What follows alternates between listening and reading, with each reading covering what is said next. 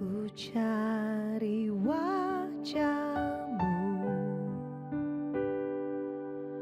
temukan kasih-Mu. Kau bukan Tuhan yang jauh dariku.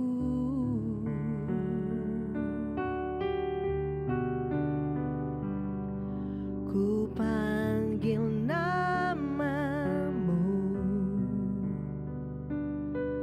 ku dengar jawabmu. Kau Tuhan yang selalu dengar seruan hatiku.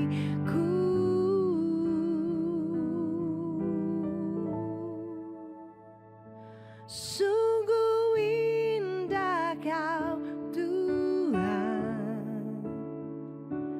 penuh kasih dan sayang. Kau tempat penghiburan bagi setiap hati yang terluka. Sungguh indah Kau Tuhan, menara perlindungan. Kau sumber kekuatan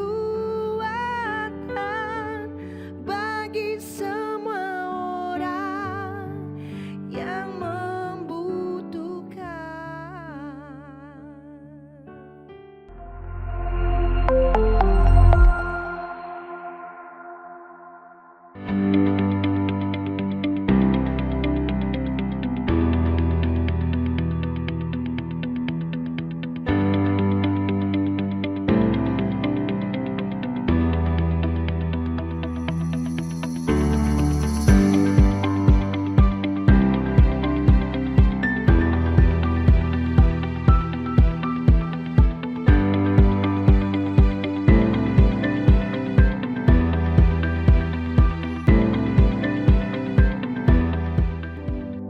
Shalom Jemaat Home Sisi yang dikasihi oleh Tuhan.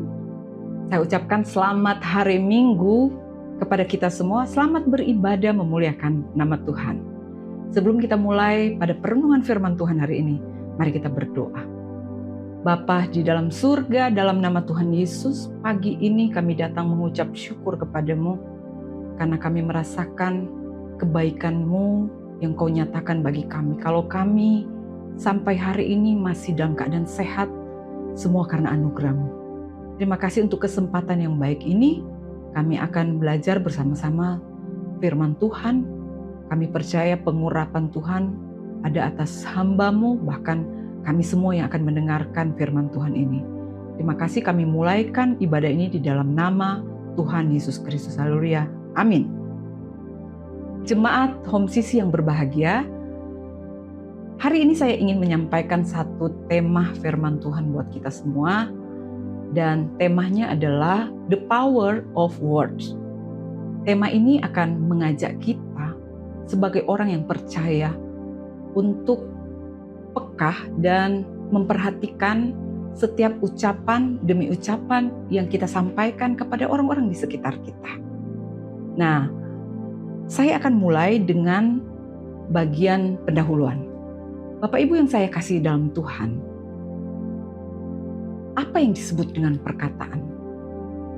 Secara sederhana, perkataan itu memiliki arti adalah sesuatu yang kita katakan atau sesuatu yang kita ucapkan.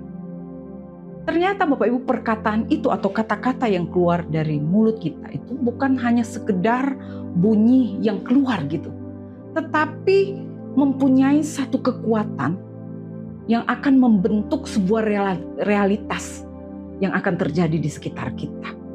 Itu sebabnya hari ini saya mengajak kita untuk lebih dalam memahami kekuatan apa perkataan yang akan kita ucapkan, apa dampaknya, dan bagaimana kita menjadi orang-orang yang memperkatakan kata-kata yang membangun, kata-kata yang positif bagi orang-orang di sekitar kita. Sebelumnya saya mengajak kita untuk baca satu ayat firman Tuhan yang terdapat di dalam Amsal pasal 18 ayat yang ke-21. Demikian firman Tuhan, hidup dan mati dikuasai lidah. Siapa suka menggemakannya akan memakan buahnya. Jemaat Home Sisi yang dikasihi oleh Tuhan, ayat ini berkata bahwa lidah kita atau perkataan kita akan menentukan seseorang yang akan kita perkatakan itu mengalami satu kehidupan atau kematian. Kata-kata kita ternyata mempengaruhi orang yang kita ajak bicara. Hanya ada 2 poin penting yang kita harus perhatikan dalam kita berkata-kata. Yang pertama, membangun atau meruntuhkan. 2 poin ini yang harus kita ketahui bersama supaya akhirnya kita bisa memahami bagaimana saya harus berkata-kata. Di dalam tubuh kita ada salah satu indera yang berperan penting dalam perkataan kita. Dan indera itu adalah tentunya lidah kita. Lidah itu adalah bagian terkecil di dalam mulut kita. Tetapi ternyata lidah itu adalah sarana bagi kita untuk berkata-kata. Dan ayat ini berkata hidup dan mati dikuasai lidah. Siapa suka menggemakannya akan memakan buahnya. Jadi setiap orang yang akan menggemakan atau akan memperkatakan setiap perkataan akan memakan buahnya. Entah itu kata-kata positif atau kata-kata negatif, kata-kata yang membangun atau kata-kata yang akan meruntuhkan. Itulah yang akan kita pelajari hari ini melalui ayat yang sudah meneguhkan kita. Lidah kita ini kecil Bapak Ibu, tetapi itu punya kekuatan yang akan mengangkat orang yang terpuruk. Ada orang yang mengalami kekecewaan, yang dalam keadaan keputusasaan, dalam keadaan terpuruk, tapi lidah kita ini bisa mengangkat mereka, bisa menguatkan mereka. Lidah itu punya kekuatan untuk memberi semangat kepada orang-orang yang ada di sekitar kita. Tetapi yang harus kita waspadai adalah ternyata lidah itu juga punya kekuatan untuk meruntuhkan seseorang yang sedang berdiri tegak, seseorang yang memiliki semangat yang baru. Melalui lidah, maka banyak orang bisa menjadi lemah karena perkataan kita. Itu sebabnya ini hal penting yang harus kita perkataan. Bapak Ibu jemaat Home Sisi yang dikasihi oleh Tuhan, saya akan mengajak kita untuk mengetahui, memahami mengapa kita harus belajar tema ini, the power of words. Mengapa kita perlu memperhatikan atau kita perlu belajar lebih dalam tentang tema ini. Ada 3 alasan yang akan saya sampaikan kenapa kita perlu belajar ini. Alasan yang pertama adalah secara ilmu psikologi, perkataan itu memiliki dampak emosional dalam diri kita. Ada seorang penyair asal Amerika Serikat bernama Maya Angelou. Dia sempat memviralkan sebuah quote gitu ya, sebuah quote yang dia sampaikan seperti ini. Orang akan lebih lama mengingat bagaimana perasaan yang Anda timbulkan pada mereka dibanding kata-kata yang Anda ucapkan. Sekali lagi, kalimatnya berbunyi seperti ini. Orang akan lebih lama mengingat bagaimana perasaan yang Anda timbulkan pada mereka dibandingkan dengan kata-kata yang Anda ucapkan. Quote ini sering dipakai oleh seorang tokoh yang bernama John Maxwell dalam setiap seminar-seminarnya, seminar kepemimpinan dan lainnya. Dan itu punya makna yang dalam. Apa arti dari kalimat ini? Kalimat ini memiliki pengertian seperti ini.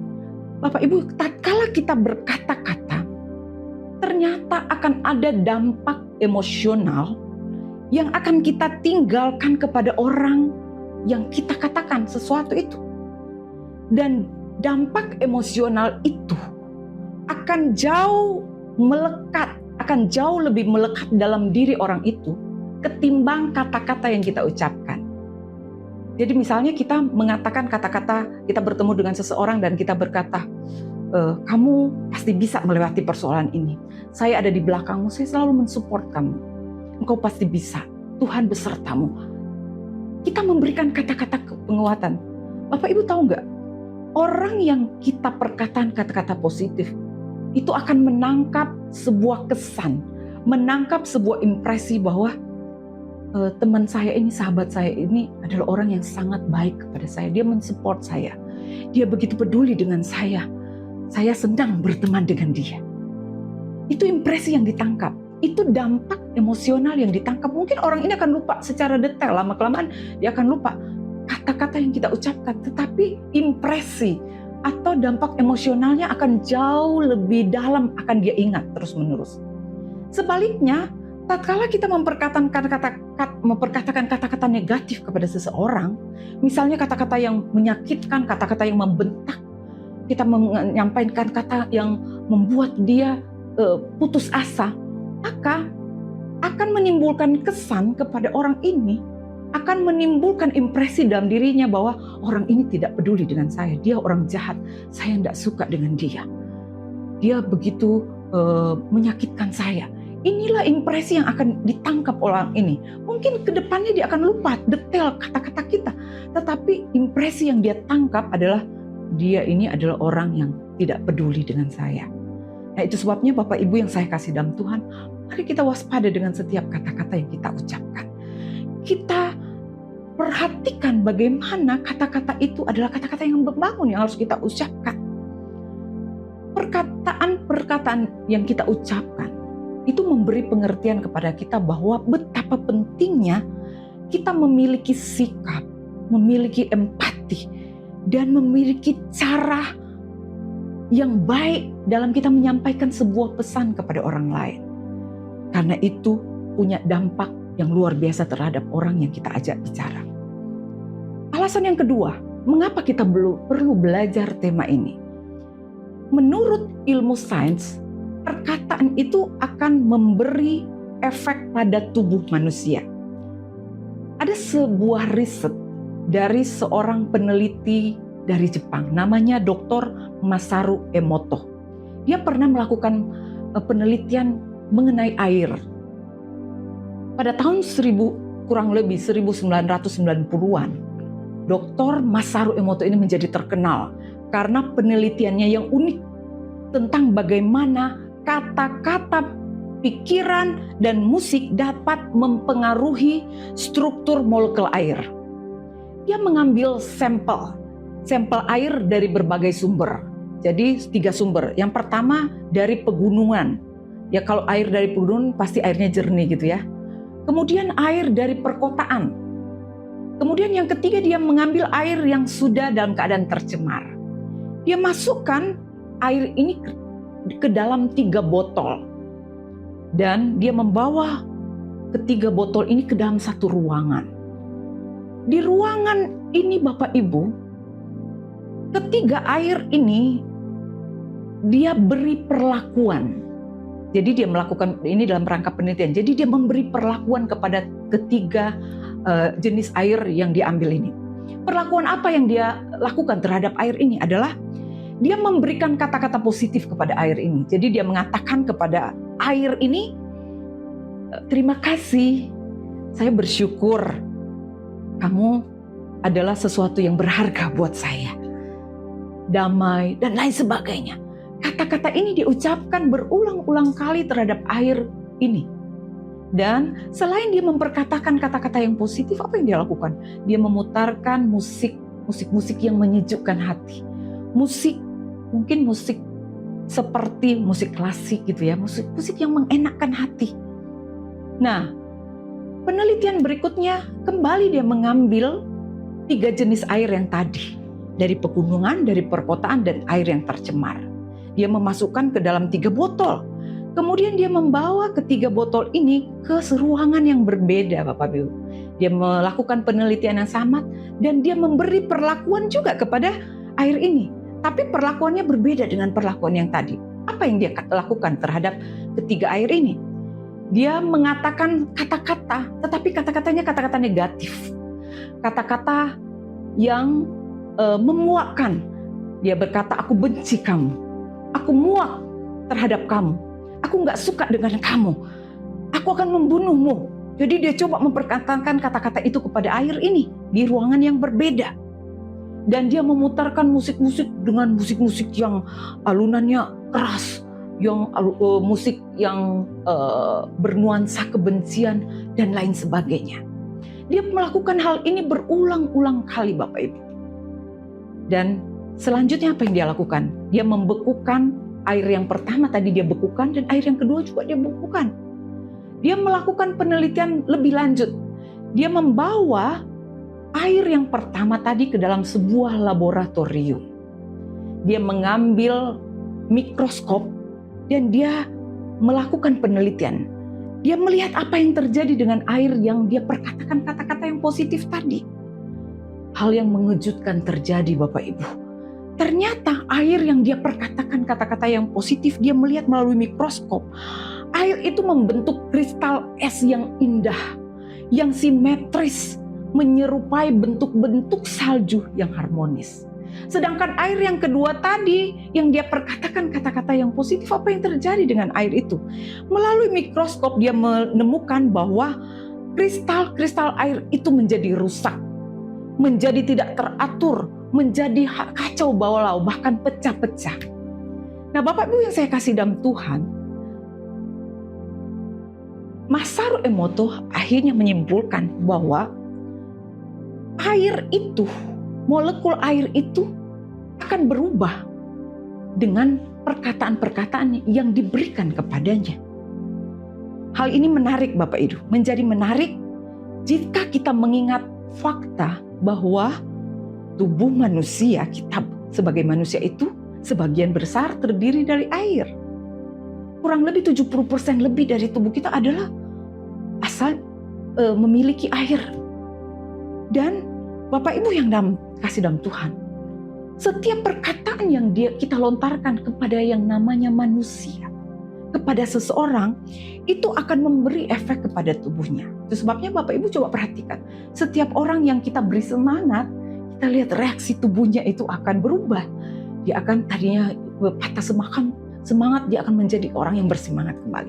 Sebaliknya kalau kita perkatakan kata-kata yang negatif, maka orang ini pun akan mengalami dampak yang berbeda.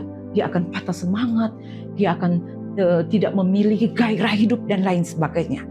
Kata-kata yang kita ucapkan, yang kita dengar Bapak Ibu, yang kita pikirkan setiap hari, itu sangat berpotensi mengaruh kondisi internal kita. Secara fisik, mental, bahkan emosional. Kita itu yang akan terjadi di dalam tubuh kita. Nah, itu berdasarkan penelitian secara sains. Nah, kali ini saya akan ajak kita, apa kata Alkitab? Apa kata firman Tuhan mengenai perkataan? Alkitab memberikan sesuatu penekanan kepada kita bahwa kata-kata itu dapat mencipta atau dapat merusak. Dalam kejadian pasal 1, kita bisa tahu bahwa Tuhan menciptakan dunia ini dengan perkataannya, dengan firman-Nya. Berfirmanlah Allah, jadilah terang, maka terang itu jadi. Kata-kata itu memiliki kuasa untuk mencipta. Tapi Bapak Ibu, sebaliknya, kata-kata itu juga bisa memecah belah.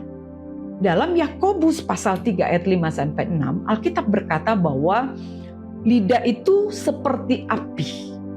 Api yang kecil bisa membakar hutan yang besar. Demikian halnya dengan lidah kita. Lidah kita adalah anggota yang kecil di dalam tubuh kita. Tetapi Alkitab berkata lidah kita itu dapat menodai seluruh tubuh kita. Betapa pentingnya kita memahami hal ini. Bahwa perkataan itu sangat penting kita perhatikan. Kata Alkitab yang kedua, kata-kata mencerminkan isi hati.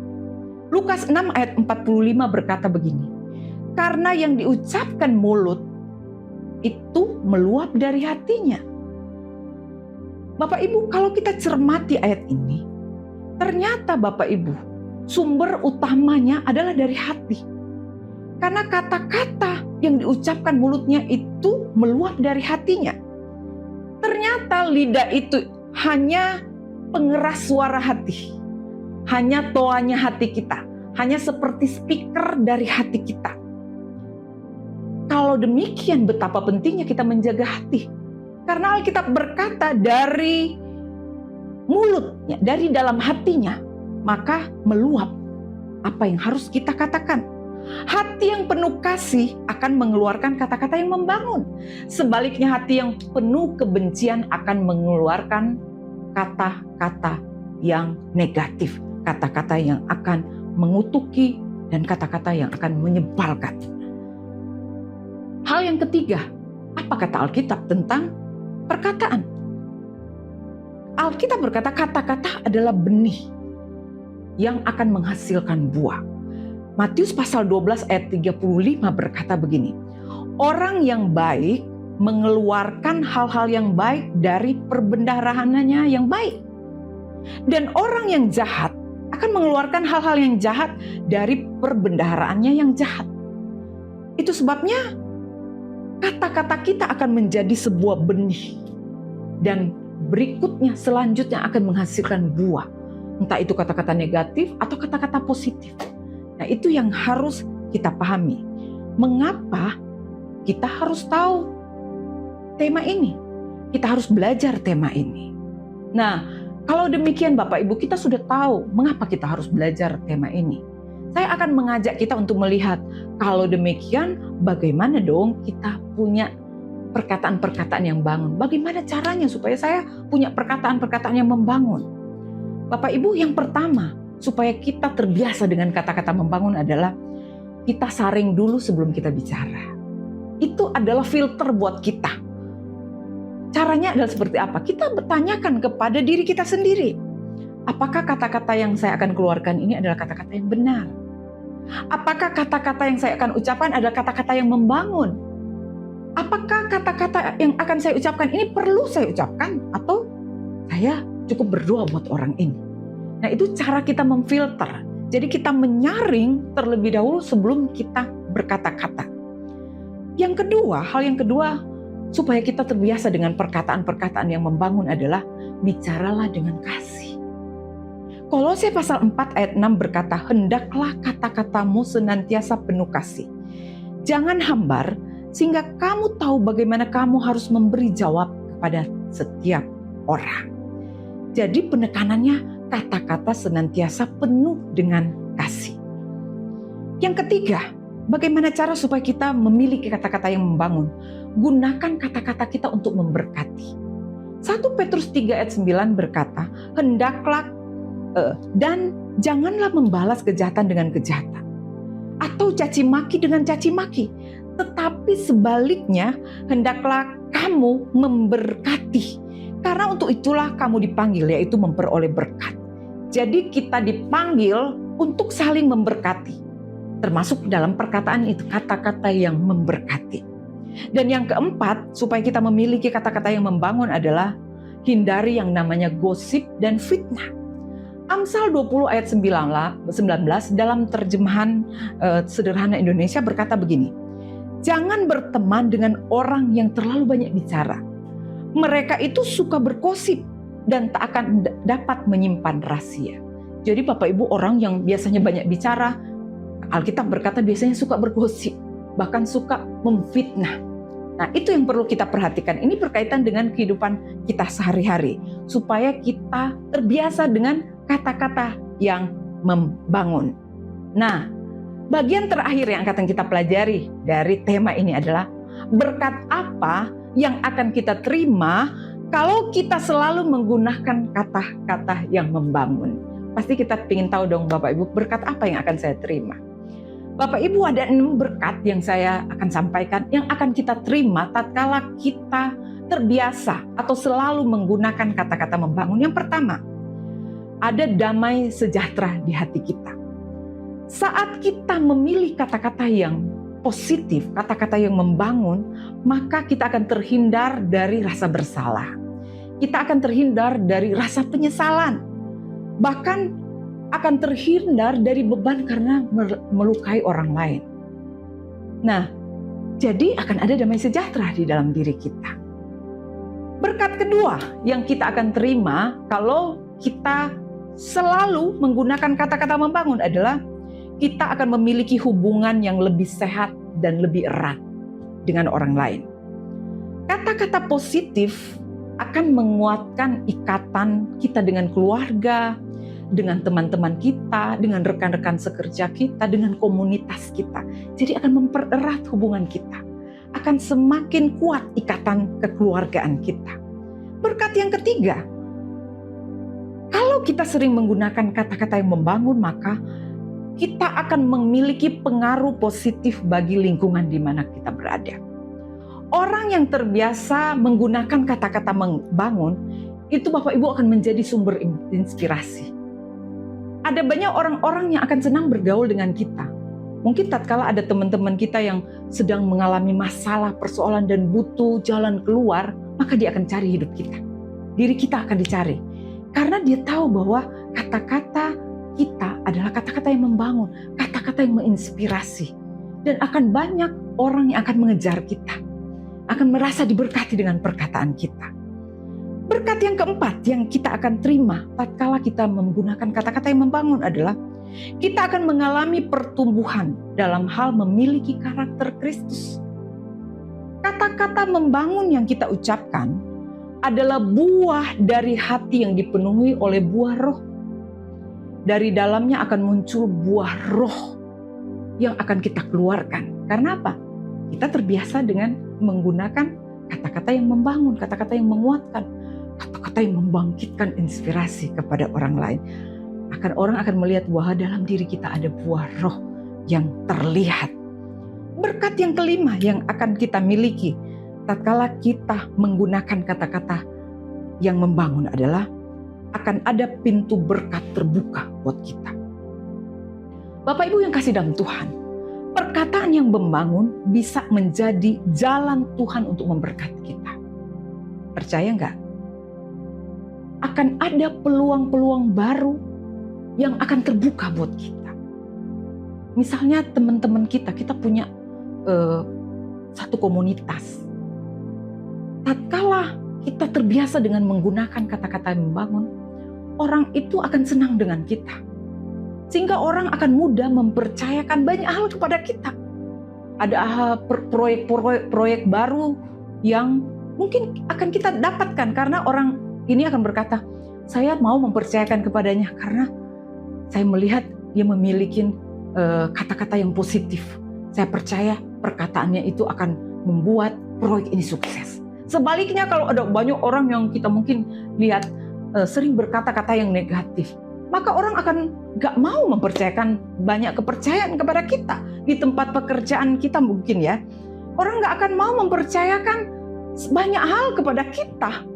Tidak mempercayakan peluang-peluang baru kepada kita kalau mereka tahu kita sering berkata-kata yang negatif dan sering menggunakan kata-kata yang tidak menguatkan. Nah, itu sebabnya saya mau katakan kita akan terima berkat dan banyak hal yang akan terbuka buat kita.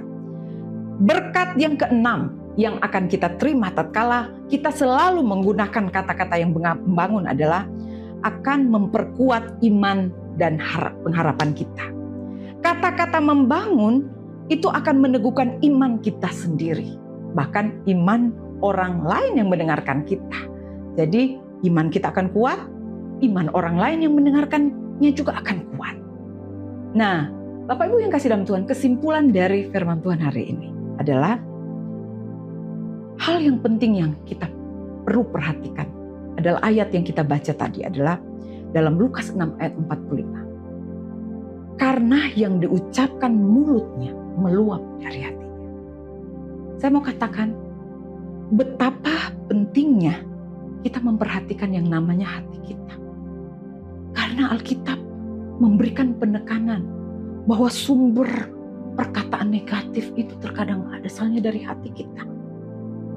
Betapa penting pembersihan hati itu kita harus lakukan.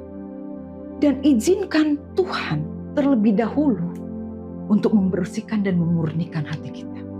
Tatkala kita mengizinkan Tuhan mau membersihkan kita dan kita mau terbuka, Tuhan, aku mau supaya hati saya dimurnikan, hati saya bersih, dan saya percaya di dalam hati yang bersih, maka akan keluar kata-kata yang menginspirasi banyak orang. Kata-kata yang akan menyemangati orang lain. Ada orang-orang yang terpuruk. Bapak Ibu, kita akan menjadi orang-orang yang tampil di baris depan. Yang akan berkata, sahabatku, aku mendukung engkau. Engkau pasti bisa. Ayo kita maju bersama. Tuhan pasti menolong engkau. Tuhan pasti memberkati. Tuhan tidak pernah meninggalkan engkau. Dan Bapak Ibu, kita akan jadi suratan terbuka untuk menjadi kesaksian bagi orang-orang di sekitar kita, dimanapun kita berada. Biarlah firman Tuhan ini menjadi berkat buat kita semua. Dan saya percaya berkat Tuhan akan berlimpah dengan kita tatkala kita mengambil sikap.